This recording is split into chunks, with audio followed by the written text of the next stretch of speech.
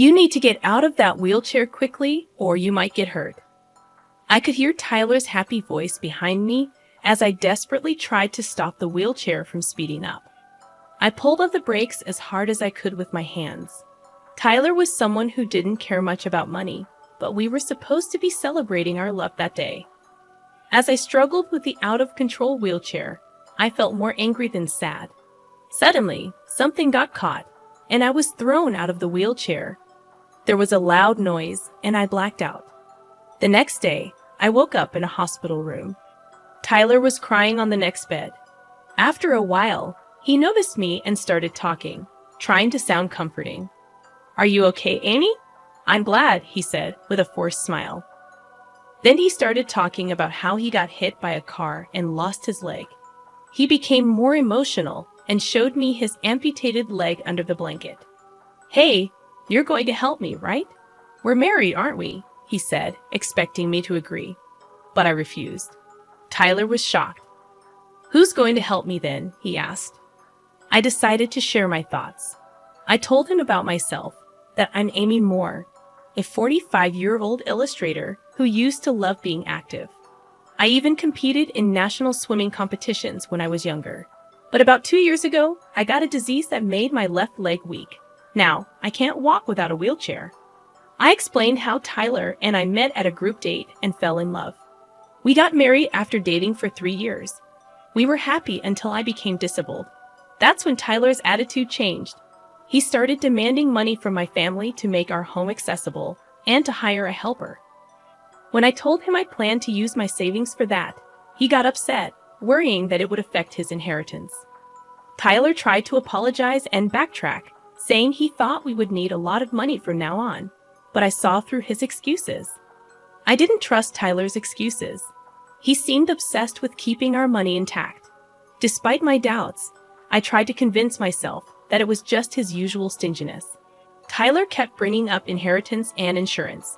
His excuses turned into suggestions, like upgrading our insurance policy. I couldn't understand why he was so fixated on money.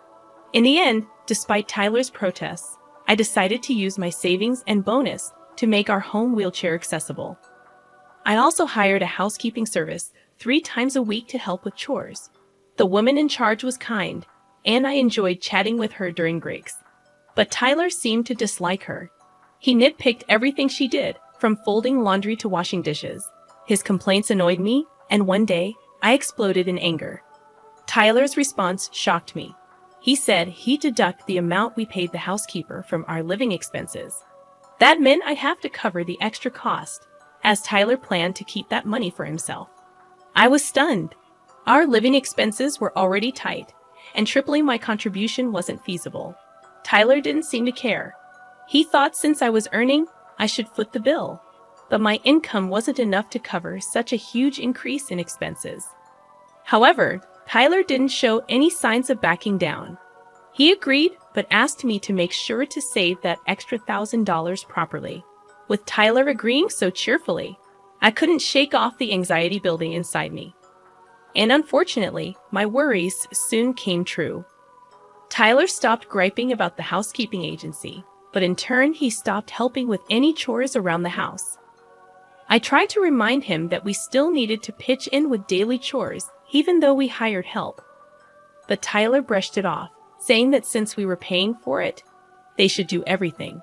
He started spending more time away from home, barely talking to me when we did cross paths, wearing a disgusted expression on his face. Thoughts of divorce crept into my mind. Then out of the blue, Tyler suggested we go see the cherry blossoms at the botanical garden. It was a surprising invitation after 2 months of minimal interaction. His cheerful demeanor during our outing momentarily eased my troubled heart. Maybe our recent problems stemmed from not talking enough, I thought optimistically. But as we strolled, Tyler dropped a bombshell. He confessed that he was out of money and needed my insurance payout urgently. Confused and alarmed, I panicked when I realized he was pushing my wheelchair downhill without my control. Desperately, I tried to stop the speeding wheelchair, but Tyler's voice echoed merrily behind me, warning me of the danger. Despite my efforts to hit the brakes, the wheelchair hit an obstacle, throwing me off, and I lost consciousness. When I woke up, I found myself in a hospital room. Tyler was beside me on the next bed, crying. After noticing I was awake, he spoke to me with a pleading smile. "Amy, you're safe. I'm glad. I was hit by a car. My leg. Tyler became increasingly emotional and uncovered himself, revealing that he only had one leg. "You'll help me, right? We're husband and wife, aren't we?" "I refuse," I replied firmly. Tyler was stunned. He never expected me to refuse. Speechless, he stared at me. Why would I help someone who pushed me down a hill just to get insurance money? It was a moment of madness. I regret it. Saying sorry won't fix everything. If you were supposed to save $1,000 a month for me, what happened to that? "I am doing that," Tyler stammered. "Oh, really? Then you can pay for this hospital stay with that money." Tyler panicked because his bank account was almost empty. I knew this because I managed our finances and kept track of our bank accounts. I discovered that instead of saving money, Tyler was sending it to another woman. I hired a detective and found out Tyler had cheated on me and had a child with his affair partner. The money was going to his affair partner as child support for his kid, 4 years old. Cute age, huh? Have you been visiting her? How long have you known? "A month now," I revealed. Tyler was shocked. Then I dropped another bomb on him. "Really? I was shocked because you're paying child support for someone else's child." Tyler looked confused because he believed the child was his own. I couldn't help but laugh. "What the hell are you talking about? That kid is truly mine," Tyler said angrily. Hearing this, I burst out laughing even more. Tyler looked at me as if I was something creepy. So, I decided to reveal the truth to him. "You see, you can't even have children," I said, laughing at his bewildered expression. "Since we met, you really thought I was the reason we couldn't have kids. Well, I was considerate and didn't tell you, but your father knows." "It's a lie," Tyler said, his face drained of color. In reality, we had been trying infertility treatments for about 3 years since we got married. Tyler reluctantly took the test, and it turned out the issue was with him. But after discussing with my father-in-law, we decided not to tell Tyler. My father-in-law believed Tyler, who was emotionally fragile, wouldn't handle the news well. After explaining all this, Tyler suddenly called someone on his phone. "Hey, you had an affair, didn't you?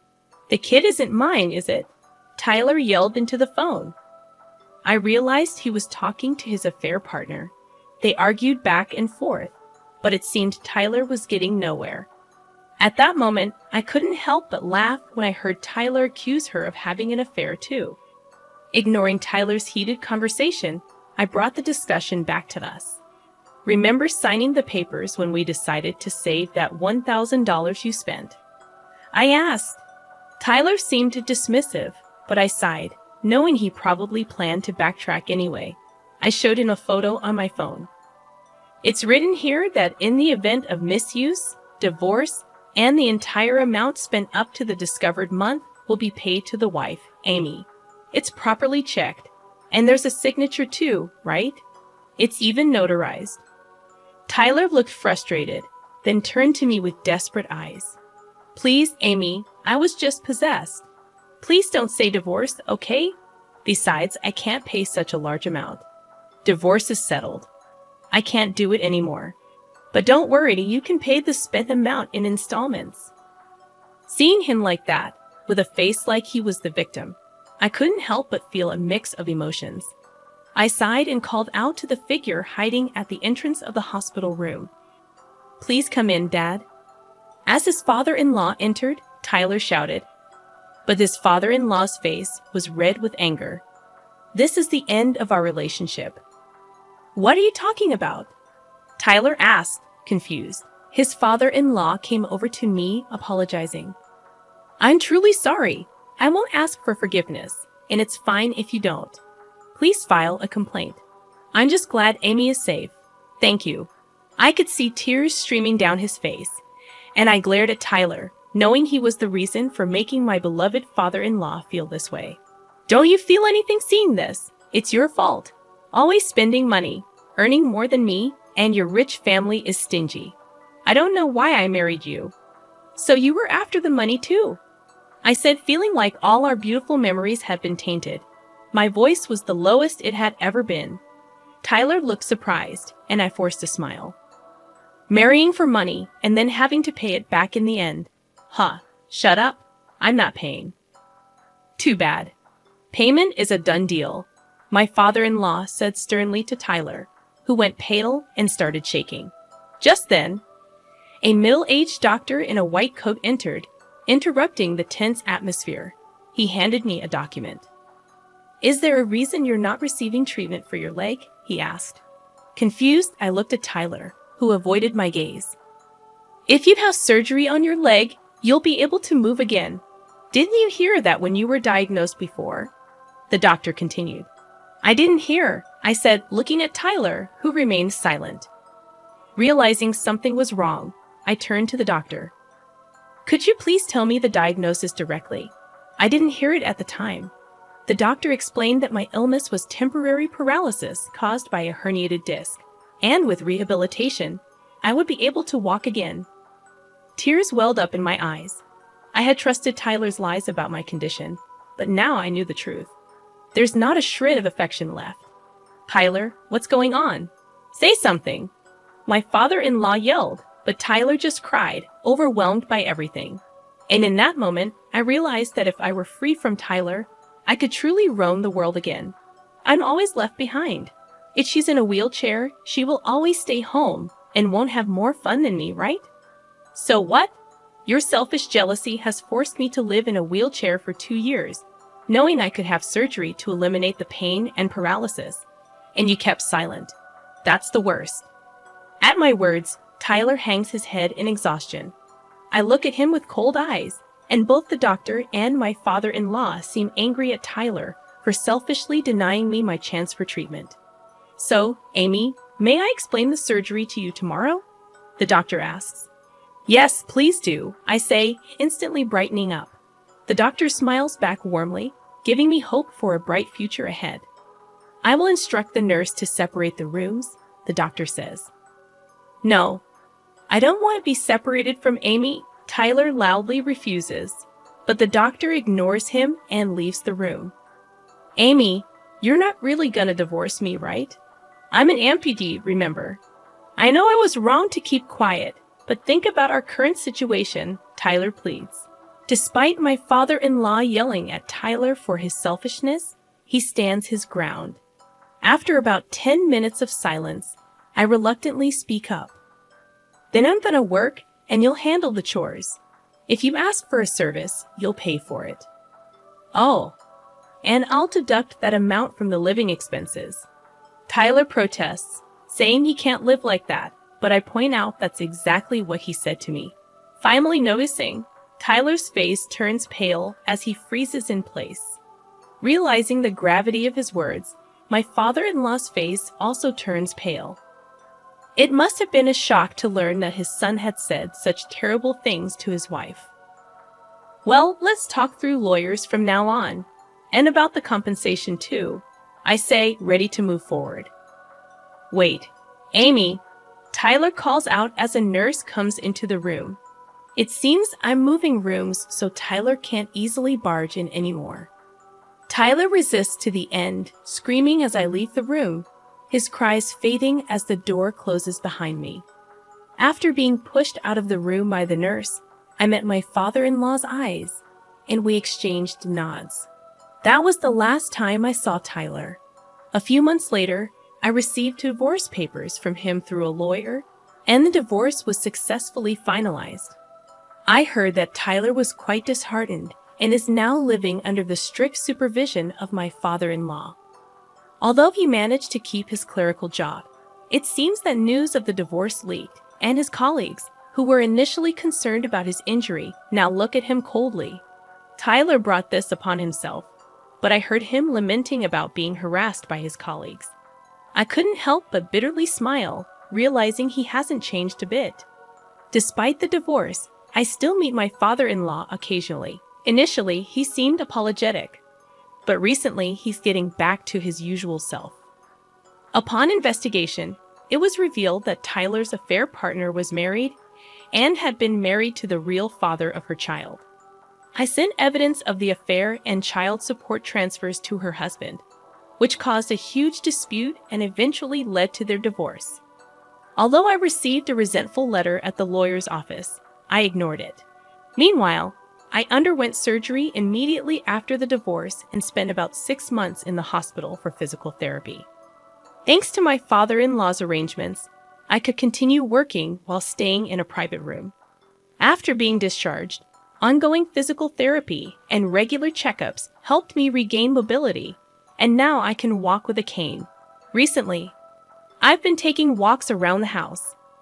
I even exchanged contact information with someone I met during these walks and promised to go for a meal. He's a very kind person who helped me when I stumbled and fell over a rock. These days, the exhilarating feeling of a new spring fills me with excitement, and I feel unstoppable.